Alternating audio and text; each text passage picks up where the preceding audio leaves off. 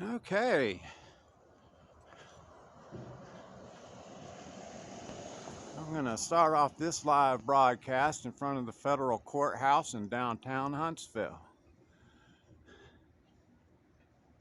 This is sort of impromptu, brought about by events that I thought would be a good point in time to go ahead and do it. We're going to call this Ball Run Redux, and it's going to have a theme, but also some sidebars that we're going to look at today. I'm Jim Casey, live with Talk TV on the scene. First, this is the Federal Courthouse where in 2005, Eric Rudolph made an appearance in Huntsville.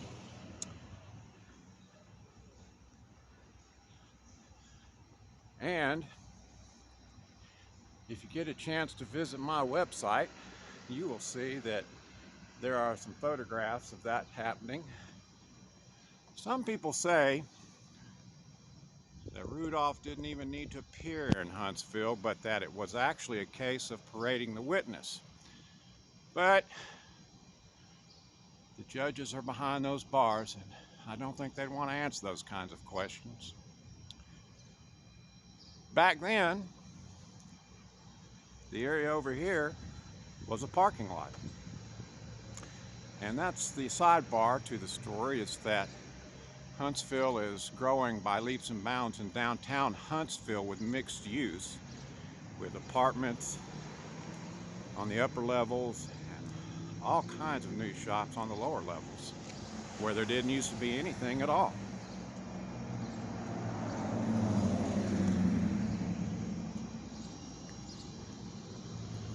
Eric Rudolph, of course, is known for the Olympic bombing and for also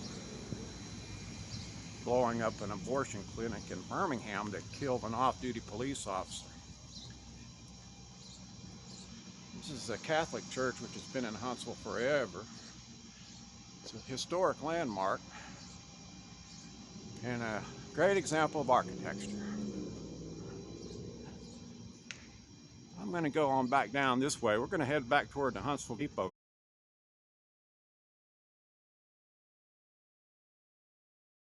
And we're going to show some of these new businesses and shops.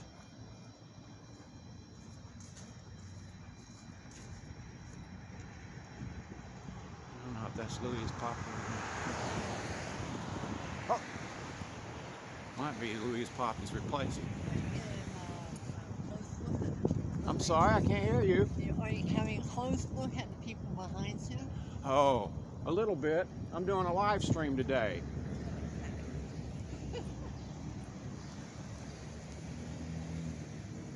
I don't know. That decoration might be a variation on cannonballs there. On down the way.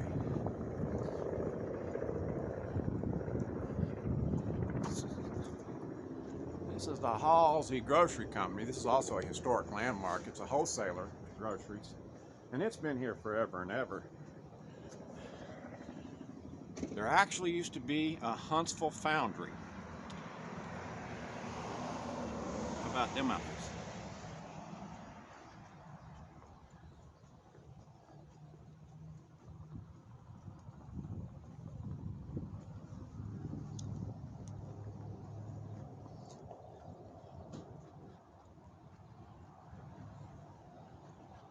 These are some of the shops that had been here for some time, years and years, even when the parking lot was back up the street there. Railroad Station Antiques. If you're a tourist who likes to go shopping for antiques, this is probably the best place in Huntsville to go. There are a few antique shops here, but not like there is in Nashville or Birmingham, I suppose. Whoops. Now we're back in the area of the Huntsville Depot Museum.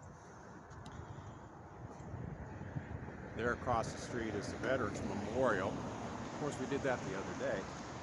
And we did a live walkabout at the Huntsville Depot Museum also.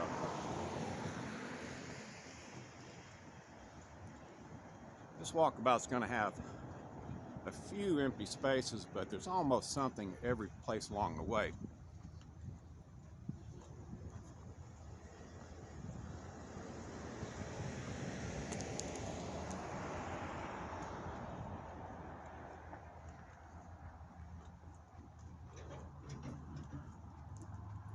And good time to cross the street.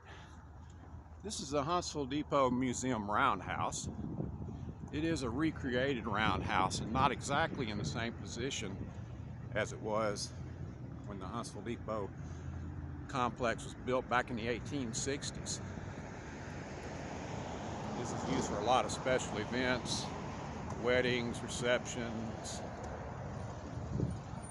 conferences. It's large, basically. Well, some people might even call it a dance hall.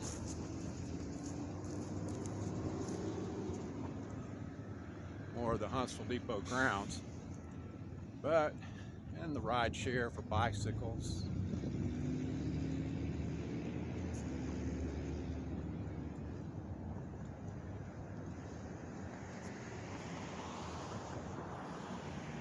There used to be a retail shop in that building. It's also a replicated building. It's not an original. Caboose also used to be a retail shop. Used to have a model shop in there for a while.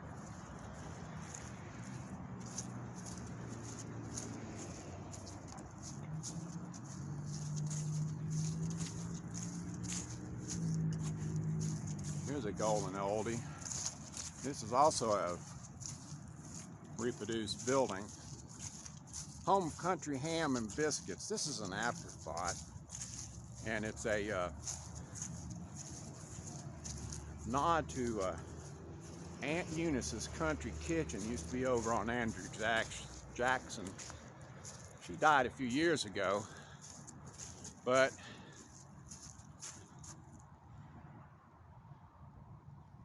there was some discussion about the appropriate nature of the implications, the innuendo here. Violation of church and state separation. That's actually an undertow of the second theme, undertow.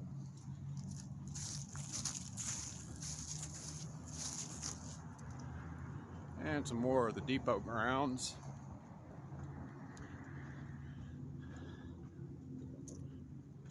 Huntsville Depot is billed as a transportation museum, which is a euphemism for false imprisonment and human trafficking. Usually what people think of when you talk about that would be the Imperial England used to load up people on boats and send them to Australia or somewhere just to get rid of them. All the Chisley sorts ran them out of the country like that rather than putting them in jail.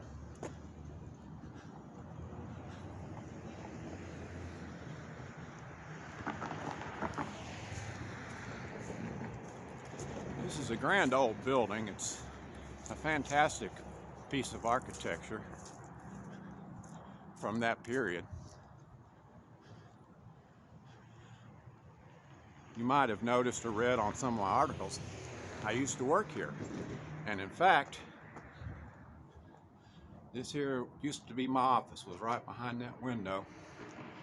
But fortunately, I had a chair that I could sit on. These are what you call Loafer Spikes. And these are part of the original building, because when it was a passenger building in passenger service, you would have people hanging around the outside of the building, and you would not want them to be loitering or sitting in the windows, which they would do. Truth is, that same kind of problem occurs nowadays. Here is an interesting point, and one reason why I call this the Cannonball Run. Some people say that the reason the paint's knocked off right here is that this is where a cannonball hit the building and blowed open a hole. I don't know exactly what happened, But there was a war, that's for damn sure. I don't think I can get any good shots in here because of the lighting, but you might be able to see the red brick, the red concrete floors, roughly akin to a basement floor. But that's the way it was. That was a good thing to have back in those days. Durable.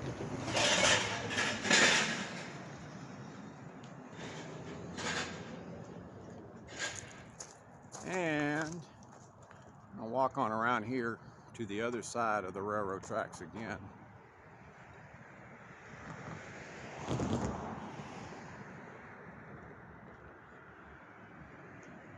Immediately in the distance, basically just behind the freight car truck, is where the freight building used to be. The freight building burned down in 2004, and it was left standing for a number of years with hopes of turning it into renovating it for its tourist value. Do go check on my website. I just posted a page. It's www.tocc.tv, and there are a bunch of articles related to this walkabout today and the different things that are along the way, including the freight building, pictures of the freight building. I have a video from when the fire had occurred, and immediately thereafter the attempts to renovate, and then right whenever they suddenly pulled it out of here last year, overnight it seemed like. There was no notification or discussion in the media. I don't know if they talked about it with City Council or not, but it was problematic because this is a working rail yard. You can see there's still trains here, train cars here that haul freight, and it's a small yard, certainly nothing on the scale of Atlanta, but it is still a working yard. This is also where Ringling brothers used to stop and offload the animals and park their train when they would visit Huntsville. Most of the cars they would park over here on this side of the street. And some kind of train car up the road there. I don't think that's a train. I think that's some kind of alignment vehicle. Anyhow, this is some more things that have been built in recent years. This area is a little bit older back here.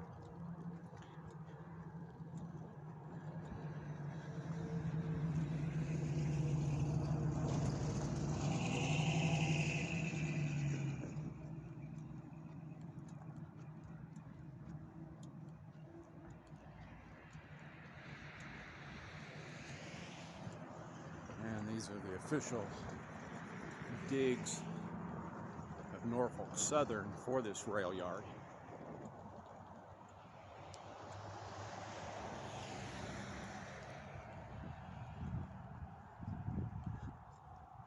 The reason I call this the Ball Run Redux is because I'm headed to the area where the infamous sidewalk is that was built to resemble digital cannons on that Telarc digital album of the 1812 Overture.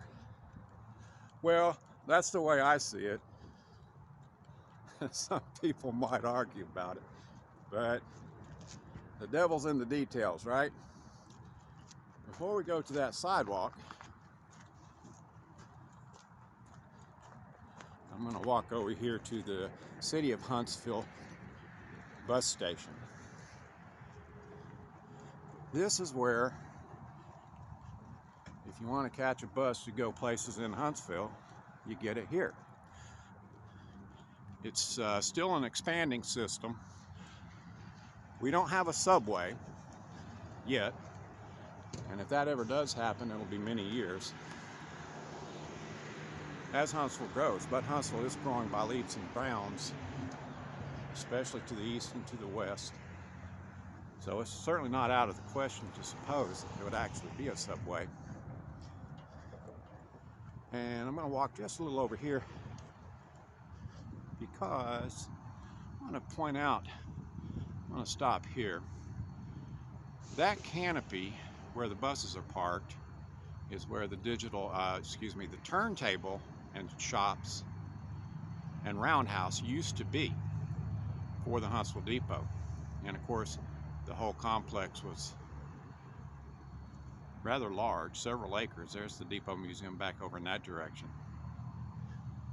So the Huntsville Shops, as they were called, was located right there. And away in the distance, you can probably see that digital time and temp that is really just about dead center of where that turntable used to be. So part of that undertow theme is the digital cannons. You'll want to look again at my website. I just posted tocc.tv, and you'll see some more information. And one of the sidebars on the right that corresponds to that. This is also the Greyhound bus station right now. Greyhound hasn't been doing all that well in recent years, but they probably are going to keep these lines open because as cars are going electric, and for some people it will be impractical. There's probably a point where bus lines and train lines are going to come back into vogue, but it's going to be a while longer. Anyhow, if you want a Greyhound bus, you can catch it here in Huntsville, and the offices are located here. And some more of the bicycle ride shares you can get right here.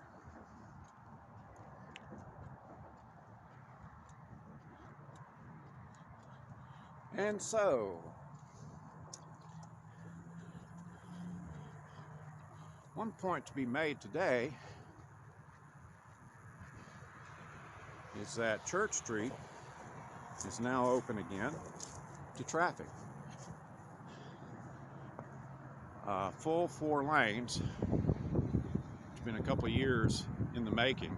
It was only 2 lanes. Actually, it's 5 lanes now. It was only 3 lanes. And just this last weekend, they opened it completely. They finished putting the final coat of asphalt on and went ahead and opened her up, got her striped out and opened up. But in one of the articles that I wrote, this is the visitor center, of course, I talk about the Cannonball Run and point out the sidewalk. The sidewalk is on the front page. Well, you'll get it or you won't. But the evidence is gone. But I got the pictures, right? This is the sidewalk that replaces that sidewalk. And it's just not the same. I'll walk on down to the end here. There's more to the story. This is also where, in 2006, the Lee High School bus crash occurred.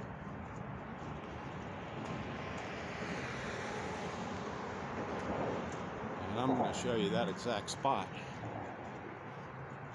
as soon as I get right up in this area. On that day, some people don't believe me. They say, Jim, you're just literally unbelievable. But I'm telling you the truth. I was actually on the far side of the street riding a bike. And I came down through here and went under the last ramp right there. And about the time I got on the other side of the Fraternal Club, which is that clapboard building right there, I heard a huge boom. Boom. And at that point I stopped and I looked in all directions to see what it was. And there was actually 2 more buildings on that side at that time next to the Fraternal Club. And when I looked back in the direction where the bus had hit the ground, I could not see it. And of course, if I had been able to, I could have called or rendered aid. And I'm sure people did immediately, because it was only about 20 minutes later I was back in this direction and the place was swarming with police and ambulance and fire. There's probably 30 or 40 of them.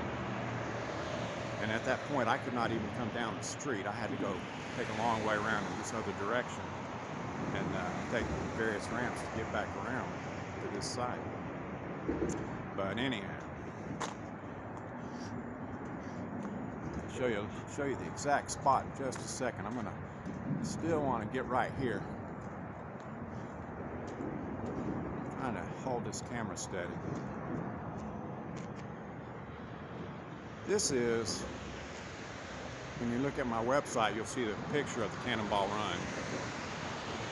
And that's what it looks like today because of the street construction. So the pictures are there forever preserved to be analyzed, scrutinized as they may wish. There goes one of the buses. Now, this is the actual ramp that the school bus was on. And it has been said that, let's see here, that the front end of the bus probably hit that spot right there. And you can see it's been patched up. But it's also been said that maybe a cannonball hit the bus. Other people say the driver was smoking a joint. So I don't know exactly what happened. It's a terrible, terrible tragedy. 4 young ladies died from Lee High School. 1 died on the scene. And the exact scene where the bus hit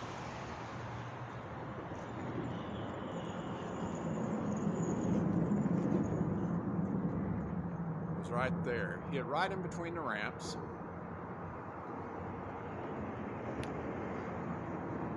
And as I say, 4 young ladies from Lee High School lost their lives. Tragically, I don't remember the exact circumstances, but there was another student that had been on that bus who ended up dying several months later up on Montesano at an overlook up there. I don't know exactly what happened, but it seemed to have been a bad omen all the way around. Anyhow, well, that pretty much concludes it. Get around to the